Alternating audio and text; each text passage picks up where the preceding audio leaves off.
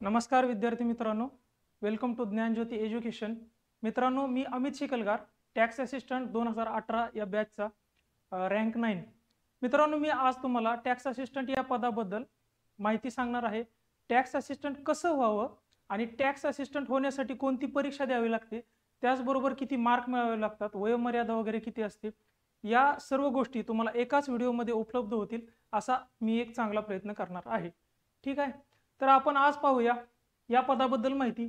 महाराष्ट्र लोकसेवा आयोग तर्फे भरलं जाणारे हे पद टॅक्स असिस्टंट, म्हणजे मराठीमध्ये त्याला कर सहाय्यक असं म्हटलं जातं. तर हे कसं व्हावं हे आपण आज बघणार आहोत.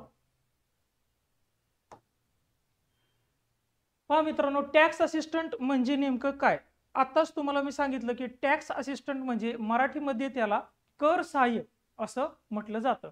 आता खरं तर या पदाचं नाव स्टेट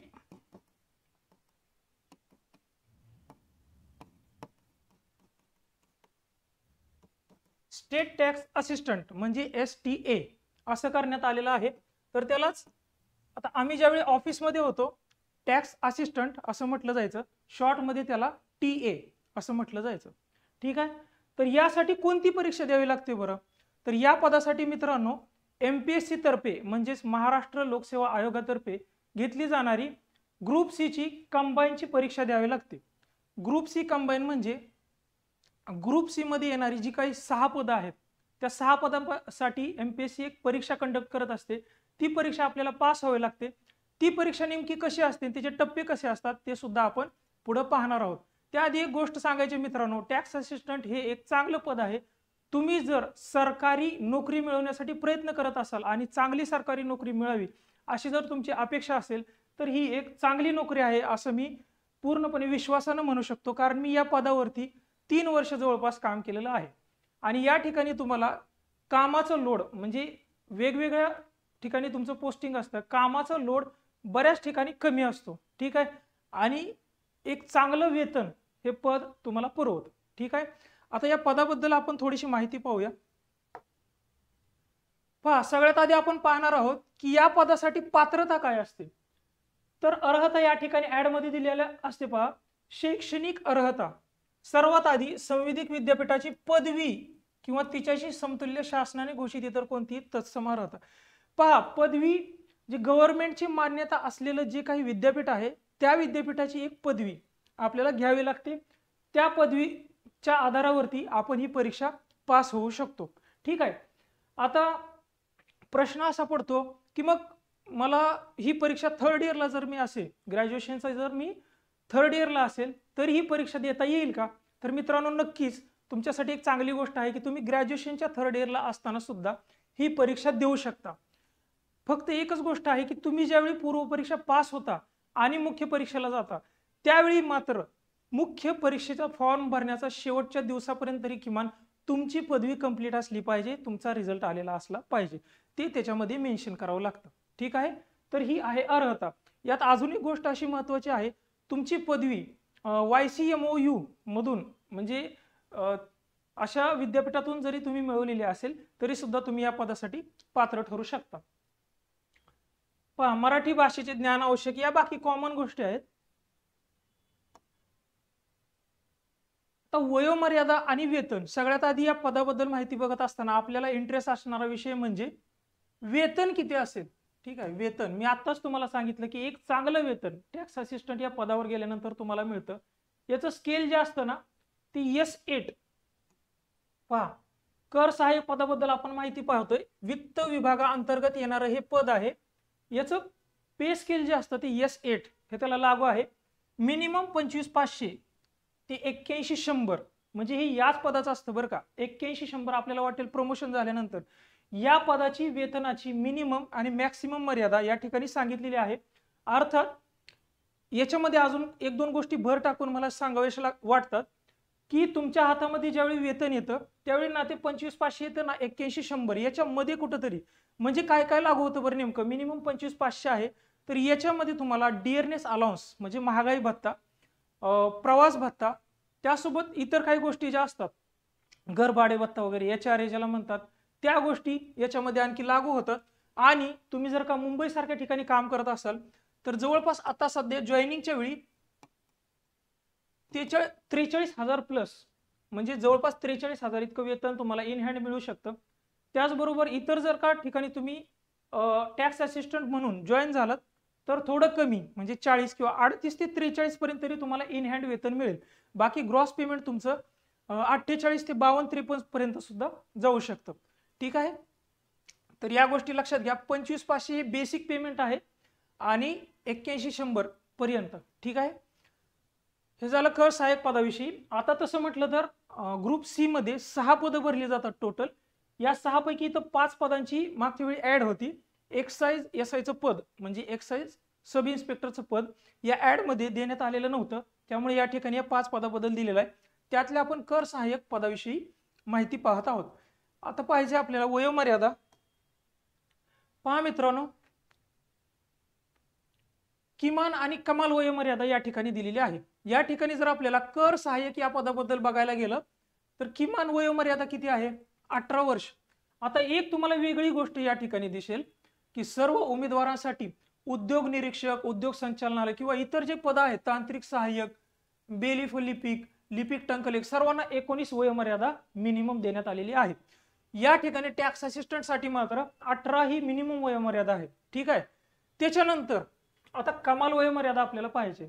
ही वेगवेगळ्या कॅटेगरी वाईज ती वयोमर्यादा, मॅक्सिमम जी कमाल वयोमर्यादा आहे ती मात्र वेगवेगळी आहे. ठीक आहे.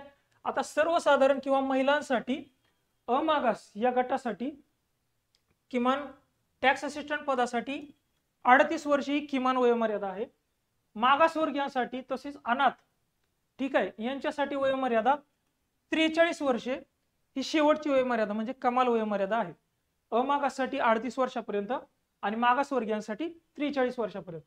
त्यानंतर खेळाडूंसाठी वयोमर्यादा 43 वर्ष एवढीच आहे आणि खेळाडू सर्वच म्हणजे मागासवर्गीय असतील किंवा अमागास असतील सर्वांसाठीच वयोमर्यादा 43 आहे. ठीक आहे. त्यानंतर माजी सैनिक, आणीबाणी आणि अल्पसेवा राजदिष्ट अधिकारी म्हणजे मॅक्सिमम याच्यामध्ये जे माजी सैनिक असतात त्यांना प्रश्न पडतो की वयोमर्यादा किती असेल, तर या ठिकाणी 38 ही वयोमर्यादा म्हणजे कमाल वयोमर्यादा आपण पाहतोय. कमाल वयोमर्यादा मोजताना 38 प्लस सेवा कालावधी म्हणजे त्यांचा सेवा कालावधी समजा जर 10 वर्ष असेल तर या 38 म्हणजे मध्ये तुम्ही माजी सैनिकाचा 10 वर्ष ऍड करा. ते झाले किती? उदाहरण सांगतोय, ते झाले 48 प्लस 3 वर्ष. 48 प्लस 3 किती झाले? 51 वर्ष. म्हणजे मॅक्सिमम ते त्यांची वयोमर्यादा झाली 51 वर्ष. ठीक आहे. ही कमाल वयोमर्यादा त्यांची अशा पद्धतीने काढली जाते. ठीक आहे. त्याच्यानंतर मागासवर्गीयांसाठी म्हणजे माजी सैनिकांची मागासवर्गीय बरं का, त्यांच्यासाठी 43 प्लस सेवा कालावधी जो काय असेल 10-15 वर्ष आणि प्लस 3 वर्ष एवढी कमाल वयोमर्यादा आहे. ठीक आहे. आता इथं जर आपण पाहायला गेलं तर दिव्यांगांसाठी वयोमर्यादा किती आहे? मॅक्सिमम वयोमर्यादा आहे 45 वर्ष. ठीक आहे. त्यानंतर आपण पाहत आहोत प्रकल्पग्रस्त, भूकंपग्रस्त आणि पदवीधर अंशकालीन कर्मचारी. प्रकल्पग्रस्त, भूकंपग्रस्त, पदवीधर अंशकालीन कर्मचारी यांच्यासाठी या वयोमर्यादा लागू होत नाहीत. कर सहाय्यकाला या वयोमर्यादा कोणत्याच या पदासाठी यांना कोणत्याही वयोमर्यादा लागू होत नाही. तर हे झालं वयोमर्यादेच्या बद्दल. ठीक आहे. आता पहा मित्रांनो, परीक्षेचे टप्पे थोडक्यात पाहून घेऊया. आपल्याला शेवटी ही परीक्षा पास झाल्यानंतर ते पद मिळणार आहे. ठीक आहे. परीक्षेबद्दल आपण जर माहिती करून घेतली तर आपल्याला खरं लक्षात येईल की टॅक्स असिस्टंट कसं होता येतं. मी तुम्हाला सांगितलं की महाराष्ट्र लोकसेवा आयोग जो आहे तो ही परीक्षा कंडक्ट करत असतो. क्लास सी मध्ये जी 6 पद आहेत त्यांसाठी परीक्षा होत असते. दरवर्षी सर्व पद सर्व कॅटेगरीची येतातच असं नाही, पण मॅक्सिमम कर सहाय्यक आणि लिपिक हे पद तुम्हाला त्याच्यामध्ये म्हणजे आतापर्यंत तर असं कधी झालं नाही की हे पद एखाद्या वर्षी आलं नाही. ठीक आहे. तर मागच्या वेळी फक्त एक्साइज एसआयचं पद नव्हतं. आता पहा याच्यामध्ये कर सहाय्यक या पदासाठी परीक्षेचा टप्पा तर संयुक्त पूर्व परीक्षा आणि मुख्य परीक्षा असते. ठीक आहे. आता संयुक्त पूर्व परीक्षेचे गुण किती असतात? तर 100 गुण असतात. संयुक्त मुख्य परीक्षेचे गुण किती असतात? तर 400 गुण असतात. ठीक आहे. संयुक्त पूर्व परीक्षा ही फक्त क्वालिफाईंग असते म्हणजे त्याच्यामध्ये तुम्हाला फक्त मेरिट मध्ये बसावं लागतं. जेवढी मुलं त्यांना पदसंख्येनुसार सिलेक्ट करायचे असतात म्हणजे एकास 12 हे प्रमाण नेहमी ठेवलं जातं.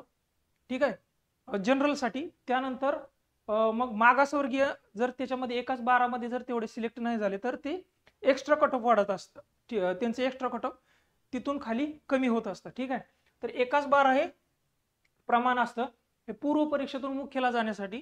आणि मग त्याच्यानंतर मुख्य परीक्षा होते. ही परीक्षा तुम्ही मेरिटमध्ये बसल्यानंतर मुख्य परीक्षा देता येते, त्याचा फॉर्म पुन्हा एकदा भरावा लागतो. ही परीक्षा असते टोटल 400 मार्कांची. ठीक आहे, 200 मार्काचे याच्यामध्ये 2 पेपर येतील. त्याचं मेरिट जवळपास असं पकडून चाला की 260 किंवा 270 पर्यंत तुम्हाला 260 ते 70 किंवा आता अलीकडे थोडंसं कॉम्पिटिशन वाढलेलं आहे, त्यामुळे 260 प्लसच मार्क तुम्हाला यायला पाहिजेत. कॅटेगरीचा विचार मित्रांनो करत बसू नका, कारण कॉम्पिटिशन खूप वाढलेलं आहे. तरी कॅटेगरीला 2 ते 4 मार्काचा फायदा हा होत असतो. ठीक आहे, इतर कॅटेगरीना अजून थोडा जास्त फायदा होतो. पहा मित्रांनो, यासोबत एक गोष्ट तुम्हाला सांगताना आनंद होतोय की आमची ज्ञानज्योती एज्युकेशनची एक बॅच आहे, ती ग्रुप बी आणि ग्रुप सी साठी एक कॉमन बॅच आपण घेत आहोत. आणि ही बॅच चालू होणार आहे 16 जून 2025 पासून. ठीक आहे, नवीन बॅच आपली 16 जून 2025 पासून चालू होत आहे. आम्ही या ठिकाणी आहोत, आम्ही तुम्हाला एकदम चांगलं गायडन्स करणार आहोत. मी स्वतः टॅक्स असिस्टंट झालेलो आहे, त्या पदावरती काम केलेलं आहे. मी तुम्हाला पूर्ण म्हणजे ए पासून झेड पर्यंतची माहिती तुम्हाला सांगेन. आमचा जो स्टाफ आहे अत्यंत म्हणजे चांगला स्टाफ आहे, तुम्हाला पूर्णपणे या परीक्षेबद्दल आणि क्लास बी बद्दल सुद्धा गायडन्स करू शकतो. याच्यामध्ये ऑफर आहे बघा, तुम्हाला या ठिकाणी ऑफर सुद्धा दिली जाणार आहे. तर त्यानुसार तुम्ही त्या ठिकाणी जर का ऍडमिशन घेतलं तर त्या दिवशी तुम्हाला काही फीजमध्ये काहीतरी सूट सुद्धा मिळेल. ठीक आहे, महाराष्ट्रातील सर्वात कमी फीज मध्ये आपण बॅच घेत आहोत. ठीक आहे, म्हणजे ही एक तुमच्यासाठी आनंदाची गोष्ट आहे की महाराष्ट्रातील सर्वात कमी फी मध्ये आपण तुम्हाला बॅच प्रोव्हाइड करत आहोत. यामध्ये तुम्हाला मिळेल 500+ तासाचे लेक्चर. ठीक आहे, याच्यामध्ये सर्व विषय बेसिक पासून आपण सर्व विषय शिकवत आहोत, म्हणजे अगदी तुम्हाला कळेपर्यंत ती कन्सेप्ट आपण समजून सांगतो. एक्सपर्ट फॅकल्टी असतील, उत्तम नोट्स म्हणजे एक्सपर्ट फॅकल्टीजनी बनवलेल्या उत्तम प्रकारच्या नोट्स असतील. प्रत्येक विद्यार्थ्यावर या ठिकाणी वैयक्तिक लक्ष दिलं जाईल. ठीक आहे, प्रिंटेड नोट्स तुम्हाला घरपोच उपलब्ध केल्या जातील. ठीक आहे, सर्व विषयांचा अभ्यास चालू घडामोडीच्या विशेष अभ्यासासह, म्हणजे पहा आपण अभ्यास करतो पण चालू घडामोडीचा अभ्यास जर त्यामध्ये इन्क्लूड नसेल तर कुठंतरी काही प्रश्नांना आपल्याला फटका बसू शकतो. तर चालू घडामोडींच्या विशेष अभ्यासासह आपण या ठिकाणी बॅच मध्ये शिकवण्याचा पूर्ण प्रयत्न करतो. अशा असंख्य इतर सुविधा. ठीक आहे, तर अशा पद्धतीने आपली बॅच कधी चालू होत आहे 16 जूनला, ही गोष्ट लक्षात ठेवा. ऑफरच्या दिवशी तुम्ही विकत घेऊ शकता. ठीक आहे, पहा मित्रांनो, आता टॅक्स असिस्टंट व्हायचं म्हणल्यानंतर तुम्हाला मी म्हटलं की परीक्षा पास व्हावी लागते. त्या परीक्षेबद्दल ज्यावेळी तुम्ही जाणून घ्याल त्यावेळी तुम्हाला समजेल की नेमकं टॅक्स असिस्टंट कोणत्या पद्धतीने होता येईल. आता बघा, याच्यामध्ये मी मगाशी तुम्हाला सांगितलं की एक पूर्व परीक्षा होईल, त्याचबरोबर एक मुख्य परीक्षा होईल. आणि या दोन्ही परीक्षा पास झाल्यानंतर किंवा त्याच्या मेरिटमध्ये आल्यानंतर तुम्हाला टॅक्स असिस्टंट हे मिळणार आहे. ठीक आहे, आता पूर्व परीक्षा म्हणजे नेमकं काय ते आपण पाहूया. या ठिकाणी टोटल जर पाहिले तर आपण किती विषय दिसत आहेत, टोटल 8 विषय दिसत आहेत. ठीक आहे, सामान्य क्षमता चाचणी हा पेपरचा म्हणजे पेपरला ते टायटल आहे. त्याच्यामध्ये इतिहास हा जो काही आहे हा तुम्हाला या ठिकाणी 10 मार्काला इतिहास विचारला जाईल. आधुनिक भारताचा विशेषतः महाराष्ट्राचा इतिहास. भूगोलामध्ये महाराष्ट्राच्या भूगोलाच्या विशेष अभ्यासासह की ज्याच्यामध्ये पहा पृथ्वी जगातील विभाग अगदी प्रत्येक शब्दावरती आपण चांगल्या पद्धतीनं ते एक्सप्लेन करतो आणि PYQ प्लस सिलेबस यानुसार आपण बॅच मध्ये शिकवण्याचा प्रयत्न करतो. या प्रत्येक शब्दावरती आपण पूर्णपणे डिटेलमध्ये विद्यार्थ्यांना शिकवत असतो. अक्षांश रेखांश, महाराष्ट्रातील जमिनीचे प्रकार, म्हणजे पुढची जी गोष्ट आहे सर्व महाराष्ट्रासंबंधी आहे. सुरुवातीला पृथ्वी संबंधी काही गोष्टी दिलेल्या आहेत, जगासंबंधी. जग आणि महाराष्ट्र दिलंय पण भारताचा इथे उल्लेख नाहीये, पण भारतावरती प्रश्न मात्र आलेले दिसतात. अगदी ग्रुप सी ची 2024 चा जो पेपर 1 जूनला झाला तो जरी तुम्ही काढून पाहिला आणि ग्रुप बी चा जरी मला वाटते 2 फेब्रुवारीला झालेला पेपर जरी तुम्ही काढून पाहिला त्याच्यामध्ये सुद्धा भारतावरती 4-4, 5-5 प्रश्न आलेले दिसतात मित्रांनो. ठीक आहे, त्या पद्धतीने आपण त्या ठिकाणी शिकवण्याचा पूर्ण प्रयत्न करणार आहोत. त्यानंतर आहे अर्थव्यवस्था. याच्यामध्ये भारतीय अर्थव्यवस्था आणि शासकीय अर्थव्यवस्था या 2 गोष्टी दिलेल्या आहेत. इथं आपल्याला अभ्यास अर्थशास्त्राचा नाही, अर्थव्यवस्थेचा अभ्यास आहे, हे आपण या ठिकाणी लक्षात घेतलं पाहिजे. त्यानंतर शासकीय अर्थव्यवस्थेचा अभ्यास आहे. मग त्यातले काही सब पॉइंट्स दिलेले आहेत, त्यानुसार आपण अभ्यास घेणार आहोत. त्यानंतर चालू घडामोडी जगात, जागतिक तसेच महाराष्ट्रासह भारतातील, जग, भारत आणि महाराष्ट्र सर्व चालू घडामोडी आपण अत्यंत चांगल्या पद्धतीनं म्हणजे प्रेडिक्शन सहित आपल्या क्लासमध्ये कव्हर करत असतो. ठीक आहे. त्यानंतर राज्यशास्त्र हा एक विषय 15 मार्काला विचारला जातो. चालू घडामोडी 15 मार्काला. ठीक आहे.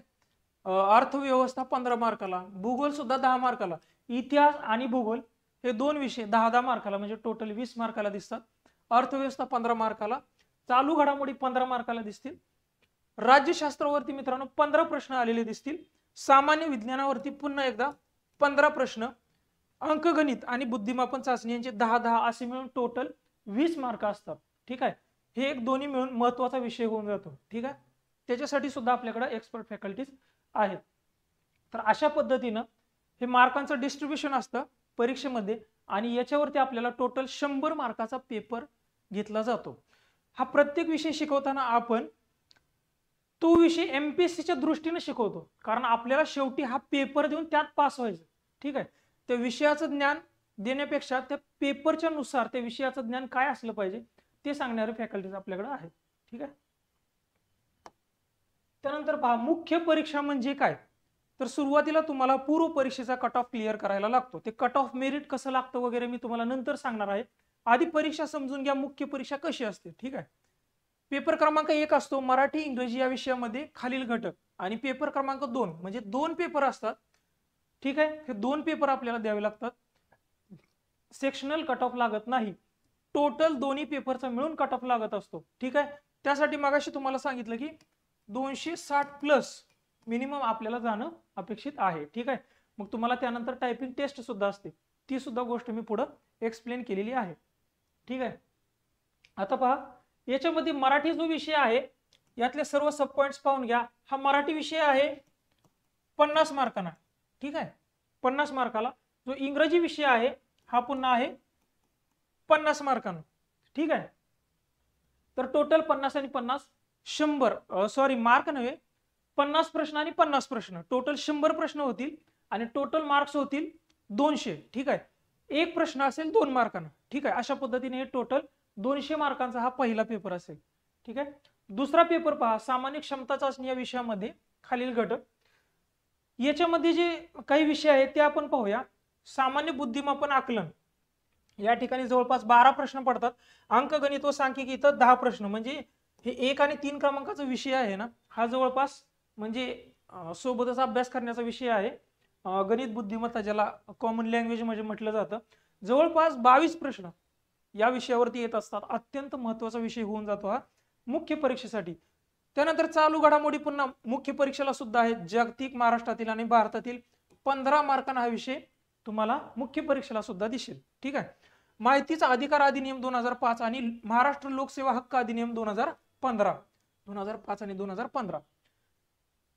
म्हणजे गव्हर्नमेंटची नोकरी करत असताना तुम्ही ज्यावेळी त्या पदावरती काम कराल, जास्तीत जास्त वेळ म्हणजे जनरल तुम्हाला कोणते कायदे माहीत असावेत आणि ज्या कायद्यांचा जास्तीत जास्त वेळा तुमच्याबरोबर म्हणजे कुठेही तुम्ही जरी काम करत असाल तरी जास्तीत जास्त ज्या कायद्यांचा संबंध येऊ शकतो ते हे कायदे आहेत म्हणून तुम्हाला सिलेबसला दिलेले आहेत. म्हणजे एक सुज्ञ व्यक्ती म्हणजे एक सुज्ञ नागरिक म्हणून सुद्धा जे कायदे आपल्याला माहीत असावेत ते हे कायदे आपल्याला म्हणता येतील. ते कायदे आपल्याला सिलेबसमध्ये देण्यात आलेले आहेत. त्यानंतर 5व्या क्रमांकाचा विषय पहा, जो पूर्वला सुद्धा होता, भारतीय संघ राज्य व्यवस्था राज्यघटना. बऱ्यापैकी पूर्व परीक्षेचे विषय आहेत. लँग्वेज फक्त मराठी इंग्लिश ही पूर्व परीक्षेला नसते, फक्त मुख्यला असते. पहा, भारतीय संघ राज्य व्यवस्था, भारतीय राज्यघटना, स्थानिक स्वराज्य संस्था हा एक त्याच्यामधला एक महत्वाचा घटक आहे, कार्यकारी मंडळ वगैरे. तर अशा पद्धतीने भारतीय संघ राज्य व्यवस्था आणि राज्याची राज्य व्यवस्था आणि इतर गोष्टी, स्थानिक स्वराज्य संस्था वगैरे या गोष्टी आपल्याला यात अभ्यासायच्या आहेत. हा विषय येईल मुख्य परीक्षेला 15 मार्काला. आधुनिक भारताचा, विशेषतः महाराष्ट्राचा इतिहास, हा सुद्धा विषय तुम्हाला 10 मार्काला मुख्य परीक्षेला आलेला दिसेल. त्यानंतर भारताचा व महाराष्ट्राचा भूगोल हा विषय पुन्हा एकदा तुम्हाला मुख्य परीक्षेला 10 मार्काला आलेला दिसेल. ठीक आहे. त्यानंतर पर्यावरण सुद्धा आहे, याच्यामध्ये 2 ते 3 प्रश्न तुम्हाला पर्यावरणावरती दिसतील. पहा, 8व्या क्रमांकाचा विषय सामान्य विज्ञान व तंत्रज्ञान, भौतिकशास्त्र, रसायनशास्त्र, ठीक आहे, वनस्पतीशास्त्र, हे त्याच्यामध्ये विषय असतील. टोटल 15 मार्काला विषय आलेले दिसेल. याच्यामध्ये थोडंसं माहिती व संप्रेषण तंत्रज्ञान म्हणजे कम्प्युटर आणि IT sector, IT information technology बद्दल थोडीशी तुम्हाला माहिती त्या ठिकाणी अपेक्षित आहे. त्यानंतर अर्थव्यवस्था व नियोजन विकास विषयक अर्थशास्त्र हा मुख्य परीक्षेला एक विषय आहे. समग्र लक्ष्य अर्थशास्त्र आणि भारतीय अर्थव्यवस्था, ठीक आहे. तर हा टोटल एक 10 मार्काला विषय येईल मुख्य परीक्षेला. त्यानंतर पहा, आता अशा पद्धतीने मुख्य परीक्षा जी असते त्याचा सिलेबस मी तुम्हाला सांगितला, ठीक आहे. सिलेबस सांगितला, मार्क्स किती असतात ते सांगितलं. मुख्य परीक्षा पास झाल्यानंतर एक स्किल टेस्ट ठेवण्यात आलेली आहे, ठीक आहे. टायपिंगची ती स्किल टेस्ट असेल. त्यासाठी तुम्हाला आवश्यक जी अर्हता आहे ती या ठिकाणी देण्यात आलेली आहे. तर त्या ठिकाणी अर्हता पहा, मराठी टंकलेखनाचा वेग, कर सहाय्यची पाहतोय आपण. मराठी टंकलेखनाचा वेग किमान 30 शब्द प्रति मिनिट असला पाहिजे. आणि शब्द महत्वाचा आहे, इंग्रजी टंकलेखनाचा वेग किमान 40 शब्द प्रति मिनिट, ठीक आहे. या ठिकाणी जर तुम्ही लिपिक टंकलेखकसाठी पाहिलं तर 30 शब्द प्रति मिनिट किंवा म्हटलेलं आहे इंग्रजी टंकलेखनाचा वेग किमान 40 शब्द प्रति मिनिट असं म्हणण्यात आलेलं आहे, ठीक आहे. तर या ठिकाणी मराठी टंकलेखनाचा 30 शब्द प्रति मिनिट आणि इंग्रजी 40 शब्द प्रति मिनिट. पहा, या ठिकाणी तुम्ही अजून एक गोष्ट तुम्हाला सांगतो की जर का तुम्ही अमागास गटामध्ये येत असाल, जनरल कॅटेगरीमध्ये असाल, तर त्या ठिकाणी तुम्हाला 93% ॲक्युरसी की डिप्रेशनसाठी लागते. की डिप्रेशनसाठी म्हणजे जितके स्ट्रोक तुम्ही त्या 10 मिनिटाच्या एक्झाम मध्ये मारत असता, ठीक आहे, कीजचे जितके स्ट्रोक मारत असता त्याच्यापैकी 93% ॲक्युरसी तुम्हाला जर तुम्ही अमागास वर्गामध्ये येत असाल तर लागते. आणि मागास वर्गामध्ये कोणतेही जर असाल तर तुम्हाला 90% ॲक्युरसी लागते, ठीक आहे. तर 10 मिनिटाची ही एक्झाम असते, ही गोष्ट लक्षात ठेवा. त्याच्यानंतर पहा, आता प्रमोशन, ज्यावेळी आपण एखाद्या पदाचा विचार करतो, सरकारी नोकरी म्हणून विचार करतो, नेहमी आपल्या मनामध्ये एक विचार येतो की याचं प्रमोशन काय असेल, ठीक आहे. तर टॅक्स असिस्टंट या पदाचं प्रमोशन पहा, या पदाचं प्रमोशन पुढं स्टेट टॅक्स इन्स्पेक्टर या पदावरती तुम्हाला पदोन्नती मिळते.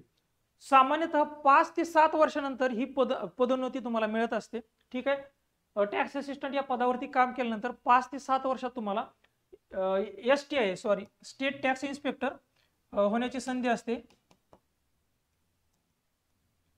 स्टेट टॅक्स इन्स्पेक्टर होण्याची संधी असते, ठीक आहे.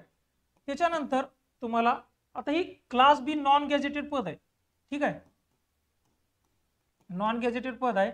त्यानंतर तुम्हाला स्टेट टॅक्स ऑफिसर होण्याची संधी असते, STO म्हणून तुमचं प्रमोशन होऊ शकतं, ठीक आहे. हे सुद्धा क्लास बी चं पद आहे, पण एक गॅजेटेड पद आहे मित्रांनो, ठीक आहे. म्हणजे टॅक्स असिस्टंट या पदावरती काम केल्यानंतर तुम्ही पुढं काही वर्षानंतर गॅजेटेड पदावरती सुद्धा जाऊ शकता, अधिकारी सुद्धा होऊ शकता, ठीक आहे. त्याच्या पुढे सुद्धा समजा तुम्ही टॅक्स असिस्टंट म्हणून कमी वयामध्ये नोकरीला लागला तर त्याच्या पुढे सुद्धा तुम्हाला प्रमोशनला चान्स आहे. पहा,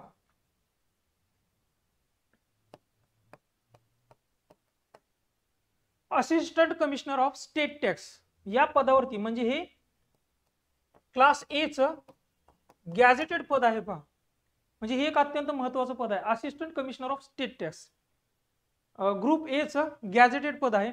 म्हणजे टॅक्स असिस्टंट म्हणून जर का तुमचं सिलेक्शन झालं, त्या पदावरती तुम्ही रुजू झाला तर तुमची पदोन्नती assistant commissioner of state tax वर्ग अ पर्यंत जाऊ शकते. ही एक तुमच्यासाठी आनंदाची गोष्ट आहे, ठीक आहे. या गोष्टी लक्षात ठेवा मित्रांनो. त्यानंतर आपण पाहणार आहोत मेरिट, कारण याच्याशिवाय सर्व गोष्टी अपूर्ण आहे, म्हणून सुद्धा त्याचा फॉन्ट सुद्धा मी इटॅलिक पद्धतीचा घेतलेला आहे. पहा, मेरिट किती लागतं, म्हणजे आपल्याला नेमकं मार्क किती घ्यायचे. आपल्याला MPSC ची एक्झाम देत असताना, म्हणजे ज्यावेळी आपण नवीनच असतो, खूपच नवीन असतो, बऱ्याच गोष्टी माहीत नसतात, तर आपल्याला म्हणजे खूपच मनामध्ये वेगळ्याच कल्पना असतात की मेरिट किती लागेल. मग आपण शाळेमध्ये कॉलेजमध्ये पाहिलेला असतो, कोणाला 80%, कुणाला 90%, कुणाला 95% येतं. इथे आल्यानंतर प्रश्न पडतो की मेरिट असं लागतं का इकडे, कोणाला 80 मार्क येत नाहीत, कोणाला 95 मार्क येत नाहीत का. तर या ठिकाणी मित्रांनो क्वचित कधीतरी कोणाला तरी 80 मार्क आलेले दिसले असतील, 80-82 क्वचित कधीतरी कोणाला तरी, पण इथं 70 मार्क मिळवणे म्हणजे खूप मोठी गोष्ट असते. आणि मेरिट लागतं जवळपास समजा 2-3 गोष्टीवरती मेरिट डिपेंड असतं. एक तर पेपर सोपं आलं तर त्या वर्षी मेरिट कमी होतं. का होतं तर त्यांना मगाशी सांगितलं एकाच 12 मुलं निवडायचे असतात. समजा पद 500 आहे, त्याला गुणिले 12 होतं आणि तेवढी मुलं त्यांना घ्यायचे. ठीक आहे, मग सर्वात जास्त मार्क असलेली तेवढी मुलं ते मुख्य परीक्षेसाठी सिलेक्ट करतात. अशा पद्धतीने मेरिट लागतं. मग ते पेपर जर का सोपा आला तर मेरिट वाढेल. ठीक आहे, कारण मुलांना जास्त मार्क येतील. आणि पेपर जर का अवघड आला तर मेरिट कमी होतं. ठीक आहे, जागा जास्त आल्या तरी मेरिट कमी येतं आणि जागा जर का कमी आल्या तरी मेरिट वाढू शकते. या गोष्टी लक्षात ठेवा. पण जनरल तुम्हाला या ठिकाणी 60+ ज्यावेळी तुम्ही जाता आत्ताच्या अलीकडच्या ट्रेंडनुसार टॅक्स असिस्टंट किंवा कर सहाय्यक पदासाठी सांगतोय, लिपिक वगैरे इतर पदांसाठी नाही. ठीक आहे, 60+ तुम्ही गेल्यानंतर प्रिलिमला सेफ होऊ शकता. पुन्हा एकदा हे पेपरवरती आणि जागांवरती डिपेंड असेल, ही गोष्ट मात्र विसरायची नाही. ठीक आहे, याच्यामध्ये निगेटिव्ह मार्किंग सुद्धा असेल. 4 प्रश्न चुकल्यानंतर बरोबर आलेल्या मार्क्स पैकी बरोबर आलेल्या प्रश्नांपैकी एका प्रश्नाचे गुण वजा केले जातील. 4 प्रश्न चुकल्यानंतरच एक मार्क वजा होईल का आलेल्यापैकी? नाही. तर तुमचा एक प्रश्न जरी चुकला तरी आलेल्या मार्कापैकी तुमचे 0.25 मार्क वजा होतात. प्रत्येक चुकलेल्या प्रश्नापैकी जेवढे बरोबर आलेत त्याच्यातून तुम्हाला पूर्व परीक्षेसाठी आणि मुख्य परीक्षेसाठी 0.25, आता मुख्य परीक्षेचा प्रश्न 2 मार्काचा असल्यामुळे त्या ठिकाणी 0.50 मायनस होतील आणि पूर्व परीक्षेला 0.25 मायनस होतील प्रत्येक चुकीच्या प्रश्नासाठी. ठीक आहे, ही गोष्ट लक्षात ठेवा. तर अशा पद्धतीनं 60+ तुम्हाला प्रिलिमला जावं लागतं. मेन्ससाठी मात्र तुम्हाला मागाशी सांगितल्याप्रमाणे 260 ते 270 पर्यंत जावं लागेल. ठीक आहे, हा एक सेफ स्कोर राहील. म्हणजे तुम्हाला त्या ठिकाणी तुम्ही टायपिंगसाठी क्वालिफाय व्हाल. मुख्य परीक्षा पास होणे म्हणजे काय, टायपिंगसाठी तुम्ही क्वालिफाय व्हाल. ठीक आहे, त्या ठिकाणी गेल्यानंतर तुम्हाला 10 मिनिटाची टायपिंगची टेस्ट द्यायची आहे. टायपिंग टेस्ट देत असताना त्या ठिकाणी घाबरायचं नाही, कारण तुम्हाला सुरुवातीला प्रॅक्टिससाठी तुम्हाला काहीतरी 5-10 मिनिटं ते देतात. ठीक आहे, ती प्रॅक्टिस केल्यानंतर तुम्ही त्याच्यानंतर खरी टेस्ट चालू होते, त्या ठिकाणी तुम्हाला 10 मिनिटाचा वेळ द्यावा लागतो.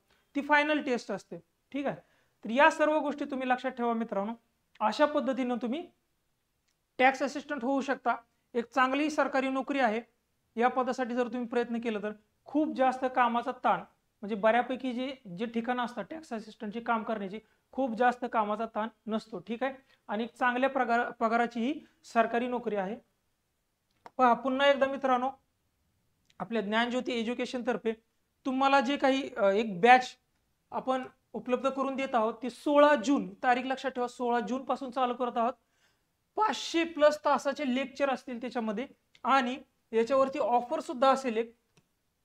ठीक आहे, आणि महाराष्ट्रातील सर्वात कमी फीज मध्ये ही बॅच आपण या ठिकाणी चालू करत आहोत. या ठिकाणी तुम्हाला नंबर सुद्धा देण्यात आलेले आहेत. पहा 7887 99 28 34 या नंबरवरती कॉल करून तुम्ही आम्हाला संपर्क साधू शकता. बॅच विषयी अजून माहिती मिळवू शकता. या ठिकाणी तुम्हाला गायडन्स करण्यासाठी आम्ही आहोत. ठीक आहे, धन्यवाद.